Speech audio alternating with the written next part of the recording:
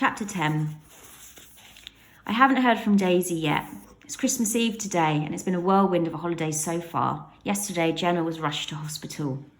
It all started when we were watching some black and white Christmas film that Jenna insisted on having on. Dad was asleep, snoring in his armchair, empty beer cans scattered around his feet, as usual. Mum was in the kitchen, cleaning and faffing, as usual. Jenna and I were sat together on the two-seater, me on my phone, Jenna engrossed in the TV. Her hair is patchy now, after 2 rounds of chemotherapy. After the first time, only a few strands would fall out at a time, mainly when she brushed it or in the shower. Used to really upset her. Now she tucks the fallen strands under different hats and makes Roscoe wear them, takes photos of him and uploads them to social media. She and Mum think it's hilarious. I'm not sure how Roscoe feels. But anyway, a funny part happened in the film. At least I thought it was supposed to be funny. The people on the screen laughed and Jenna laughed, and it sounded like for a minute she carried on laughing. Turned out she wasn't. She was making noises, weird, retching noises. Jenna, I put my phone down to see my sister bent over in pain. Her nose was bleeding heavily, and then suddenly she was sick all over the carpet. Really, really sick. "Mum!" I shouted.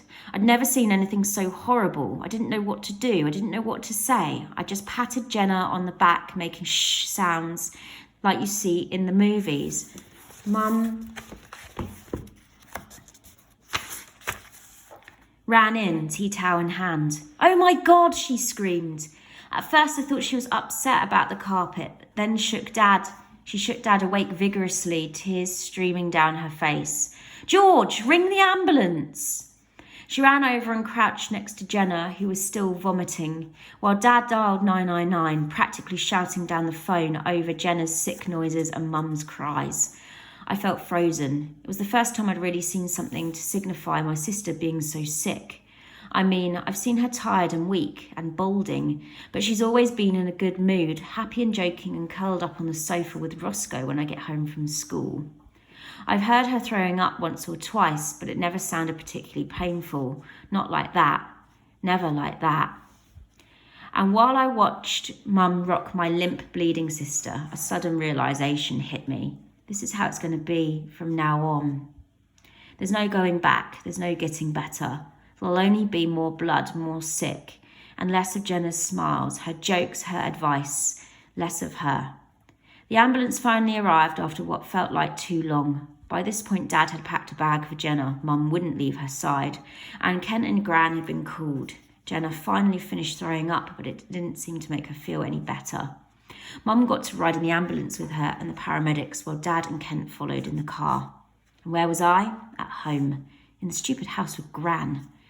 Apparently, it would only upset Jenna for me to see her that way. And if I hadn't just watched her vomit all over the carpet already. As if I hadn't just watched her vomit all over the carpet already. And anyway, did they really give a toss if I was upset? No, of course they didn't. They never bloody do. I was still waiting on the stairs like a little kid when they got home. Gran made me go to bed about 11 after she'd scrubbed the carpet clean, and the door opened not long after that. Oh, thank God. I peered over the banister to see Gran pull Mum into a hug. What's happened? Is she okay? "She's staying the night," Dad said heavily.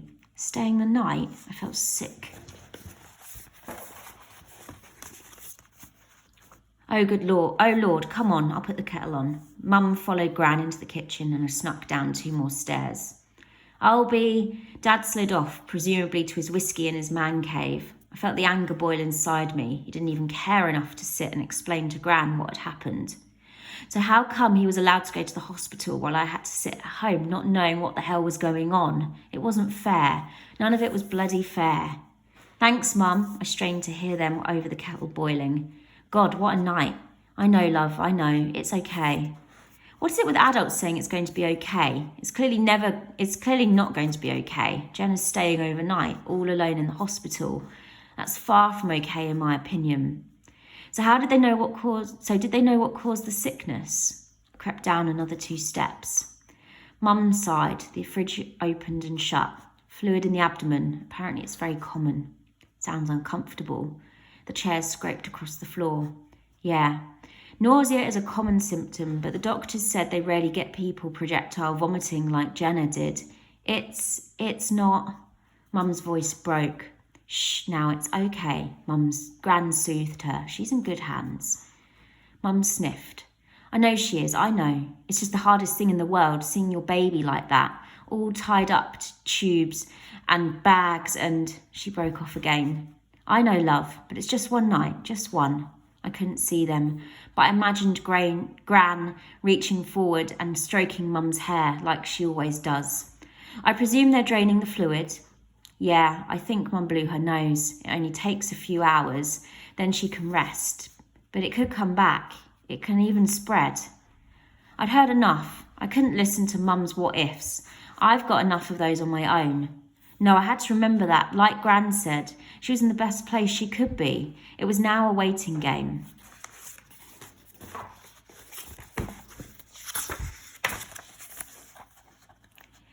It took a while, but I finally managed to get some sleep. I woke up with my mind still whirring over Mum and Gran's conversation last night. I could hear every sniff, every chair scrape over and over, amplified by 100. The louder the sounds, the worse I felt. They melted together like an angry buzz, filling my head with pain. I had to get out, spend some time with the one family member who couldn't possibly make things any harder, Roscoe. The fresh air did help, and as we came home, I feel a little better, ready to do something productive. I go straight to my desk and straight to my scrapbook. It's something I've been working on since my talk with Mrs. Moss.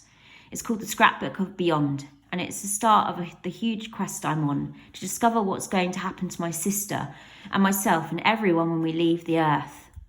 So far, it doesn't have much in it. What with schoolwork and end of term and Daisy and Juice and everything else going on, I haven't had much time to invest in it. Though the dreams are a reminder almost every night that Jenna's going to leave one day and that I need to know where she's going.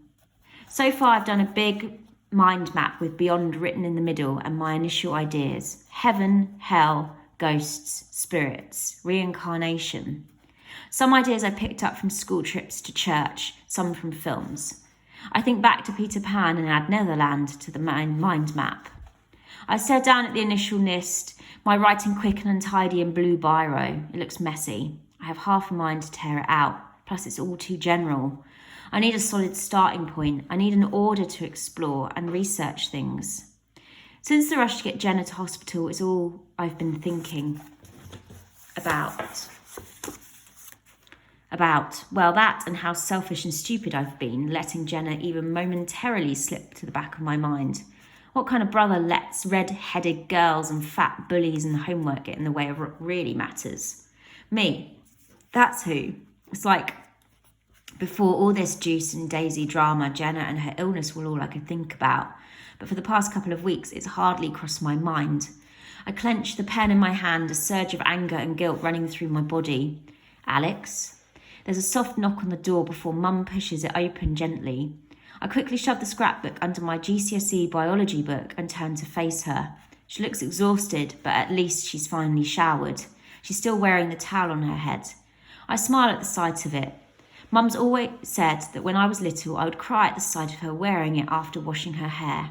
Don't get upset, she jokes feebly and sits on the end of my bed. You okay, I ask, trying to fill the silence. Mum sighs. Rough night last night. Yeah, I don't know what she wants me to say. You did the right thing though, Al. Mum holds my gaze, her eyes tired, calling me straight away. And Dad says you even remembered to walk Roscoe this morning. I shrugged, deciding against telling her the real reason I took Roscoe for a walk was to get away from the house for 10 minutes, to get away from my family. Your sister was so brave yesterday, Mum continues, her voice trembling. And I know the doctor said everything will be fine for the time being, but I just want to warn you, Christmas probably won't be the same this year, Al. I stare at her. Does she think I own even half a brain cell? I know Christmas isn't going to be the same. How could it? I'm still going to cook and everything, of course. Mum hurries on, mistaking my confused pause for sadness. Presents, movies, the lot. But we probably won't be up early or staying up particularly late. Jenna will be tired. Even more so from yesterday. She might even need a daytime nap. If she does, we need to respect that. I know, Mum, I answer, struggling to keep the annoyance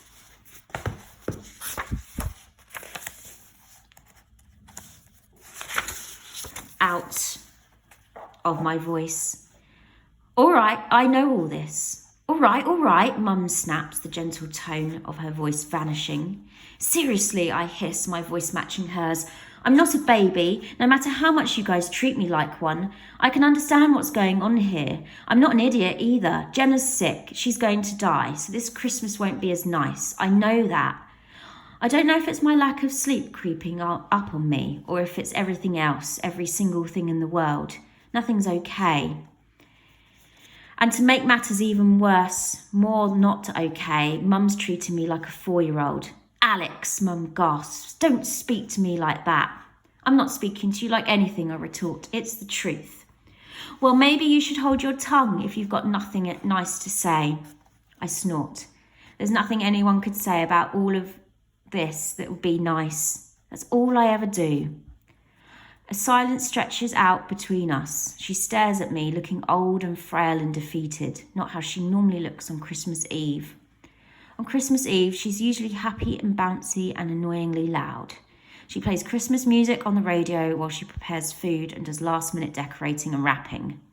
But this is far from a normal Christmas. I want to look away from her, but I also don't want to be the first one to break eye contact. I don't want to look guilty. I have nothing to feel guilty about anyway. I think, she says eventually, that you need to have a long, hard think about how you just spoke to me, Alex Duncan, because that was not acceptable. I know I should leave it. Tomorrow's Christmas. But as she gets up to leave, I can't help but whisper, you're not acceptable. She whirls round so fast her towel nearly falls off her head. What did you say? Nothing, I lie, going back to my desk. That was not nothing, she raises her voice. What did you say, young man? I can't help it then. It all comes pouring out of me. I said, you're not acceptable, Mum. You and Dad, neither of you are. Dad just drinks and shouts and isn't helping anyone in any way. And all you do is cook and clean and hide from us all. This is the first time you've come into my room for weeks. And were you even coming to check if I was okay? Or was it your plan all along to sit and patronise me about my own sister? No one's helping, Mum. I'm all alone. I'm months behind at school and failing classes. Did you know I've been put on reduced timetable like an idiot? Daisy's not talking to me. Callum only cares about girls. Juice Cleve won't leave me the hell alone. I don't think I've had a full night's sleep since the bloody barbecue. And where have you been through all of this? Nowhere. So don't come skulking in here on Christmas Eve and try and start a conversation like you care all of a sudden. Don't. Somewhere in all that, I turned back round to face her and stood up so quick and knocked the chair over. I quickly straighten it up and sit back down. Mum's towel has properly fallen off her head and she holds it in her hand now, her hair hanging down, damp on her back. Tears start falling from her eyes. For God's sake, now I've upset her. I take a few deep breaths, calming down. I've said everything I need to say, maybe a bit too harshly. Mum, don't. Her voice is shaky and quiet. Don't you dare say anything else. You've said enough, you horrible, selfish boy. She leaves, closing the door behind her. Great. So voicing my feelings apparently makes me selfish. On top of that, I made my own mum cry. Could this Christmas be any worse? A voice in the back of my mind argues, yes, something worse could have happened to Jenna yesterday. Don't forget that.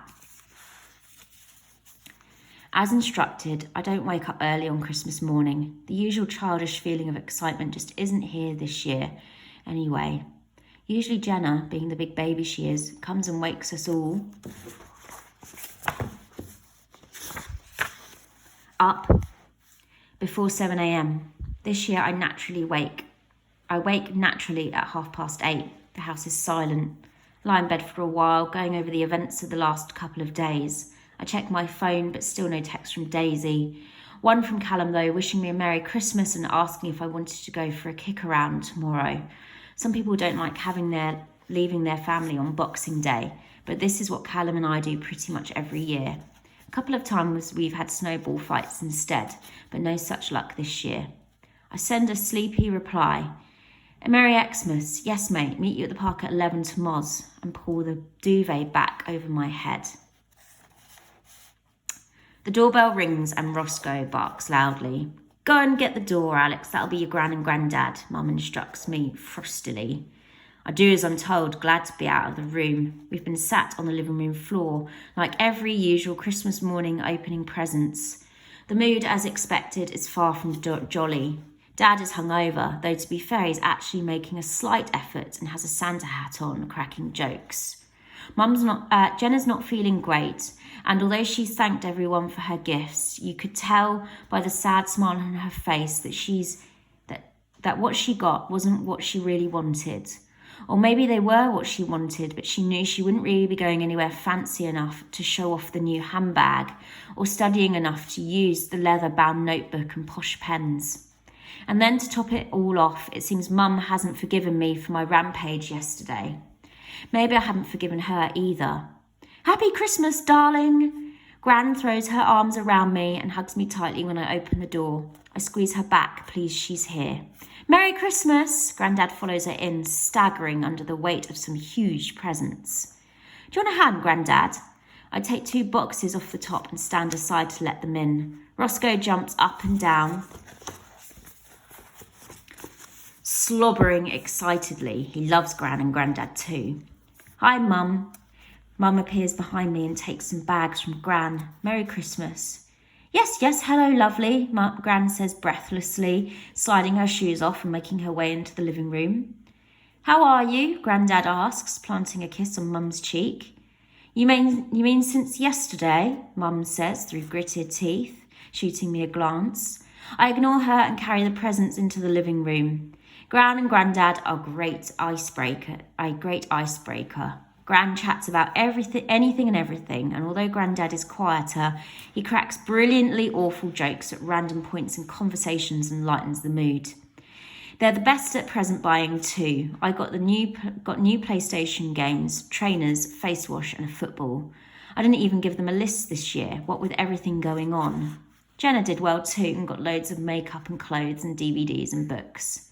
She even cried at one present. Gran got her a zoo experience day for her and Kent. It's one of those vouchers that you can book in for whenever, Gran says, so that Jenna can go on a day when she's feeling up for it. It's evening now and Gran and Grandad have just left. There's a Disney film on the television and Dad, Jenna and Kent are falling asleep on the sofa. Kent came over a few hours ago for some turkey sandwiches. As soon as he walked through the door, Jenna's face lit up and she's been stuck to him ever since. Her head's resting on his shoulder now. Her arms are wrapped around him so tightly it looks like she'll never let go. It's nice that she's got someone to cling to like that. I wish Daisy and I were on the sofa as well. Alex, Mum calls from the kitchen. Come and help me wash up. Great, she's still punishing me. I grab the tea towel and we come to the silent agreement of her washing, me drying. It's awkward for a couple of minutes. Did you have a nice day? She asks eventually, handing me a plate.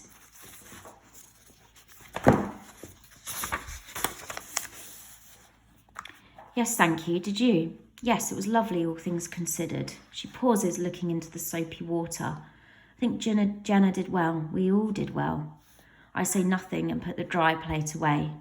Including you, Mum continues. You did well, Alex. You always do. Which is why I suppose you've been sort of slipping my mind recently. You're always so independent and strong-willed. You always just got on. I didn't realise you were finding things so difficult. My sister gets diagnosed with cancer and you thought I'd just get on? I asked, struggling to keep my voice level. It sounds stupid, I know. Mum lets the plug out of the sink and hands me the last plate. I'm so sorry, I truly am. I've dropped the ball. I've been so entirely focused on one child, I've forgotten to check in with my other one. She smiles wearily.